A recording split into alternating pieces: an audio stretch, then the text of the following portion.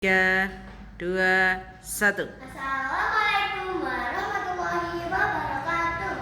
Perkenalkan, nama saya Fajri Agatha Maulud dari SD Muhammadiyah Kadet kelas 4A. Saya akan menceritakan kisah nyata yang berjudul Ki Martorejo Sang Menunggu Air. Cerita ini diceritakan langsung oleh keturunan Martorejo itu sendiri. Pada zaman dahulu ada seorang yang sakti atau pelindung yang diberi gelar Ki Amokrogo. Ki Amokrogo ini adalah seorang prajurit Mataram yang lari karena telah menyerang Belanda di Batavia di bawah pimpinan Sultan Agung Mataram. Karena tidak ingin diketahui, ia menyamar sebagai rakyat jelata di pinggiran desa di Kecamatan Karanganyar. Karena ilmunya yang berlebih itu, ia mulai menerima masyarakat sekitar sebagai muridnya. Dari sekian banyak muridnya ada satu yang lindungi. Nah, kalian tahu gak yang lindungi itu siapa? Yang lindungi adalah Martorejo. Martorejo adalah seorang anak dari mandor di desa Kebonaku. Namun, ia ingin berguru dengan Ki Amokrogo akan mendapat ilmu yang lebih banyak. Suatu hari, Ki Amokrogo memanggil Martorejo kecil. Sini dong, si Bang ngomong. Ya, Mbak, ada apa memanggil saya? Sini duduk dekat Siba. Ki Amokrogo yang saat itu tengah menikmati kopi gula merah sambil memakan makanan kesukaannya yaitu singkong rebus pun berkata,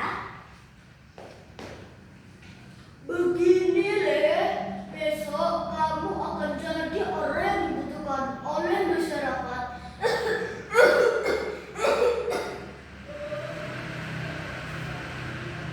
Karena kamu akan menjaga sumber kehidupan masyarakat. Makanya dari sekarang belajarmu yang lebih giat lagi ya, Le. Dan jangan lupa puasamu ya. Ya, Mas, ini ke tahu. Kira-kira apa maksud dari Ki Amok ya? Kok saya belum mengerti. Apa maksudnya menjaga sumber kehidupan? Apa aku malaikat? Nah, saat itu Martorejo belum mengerti apa perkataan gurunya. Suatu saat Martorejo sudah dewasa, ia pun mulai mengerti apa yang dikatakan oleh gurunya. Saat itu Martorejo bekerja sebagai ulu-ulu. Ulu-ulu adalah orang yang menyalurkan atau memiliki air ke wilayah sekitar dan menyalurkan air ke kota Pekalongan. Saat itu ia tengah mengecek pipa air yang bersumber. Ada apa ini? Kok mampet? Lalu ia mengecek ke dalam pipa tersebut.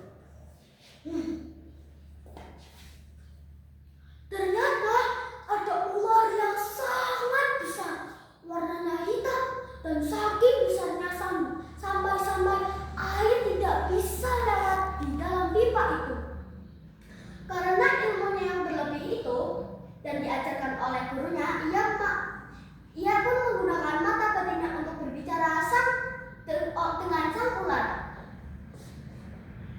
"Hai ular, kenapa kau menutupi jalur pipa ini sampai air tidak bisa lewat?"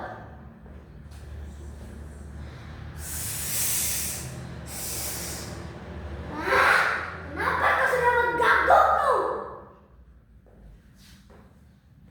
"Bukan aku yang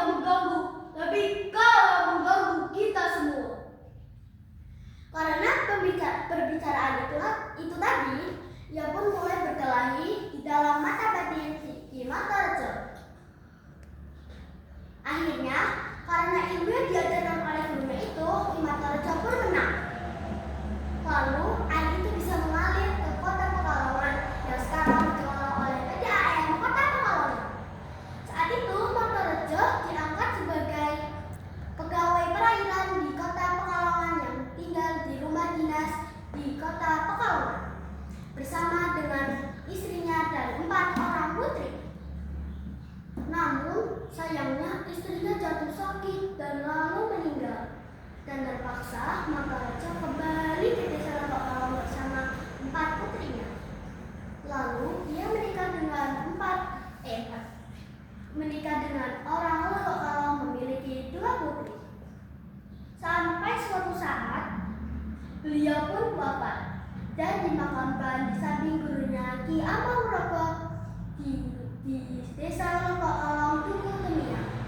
Nah teman-teman, dari cerita singkat itu tadi ada hal yang bisa diambil, yaitu kita harus belajar giat, rajin dan pantang menyerah agar itu bisa menjadi bekal kita saat dewasa.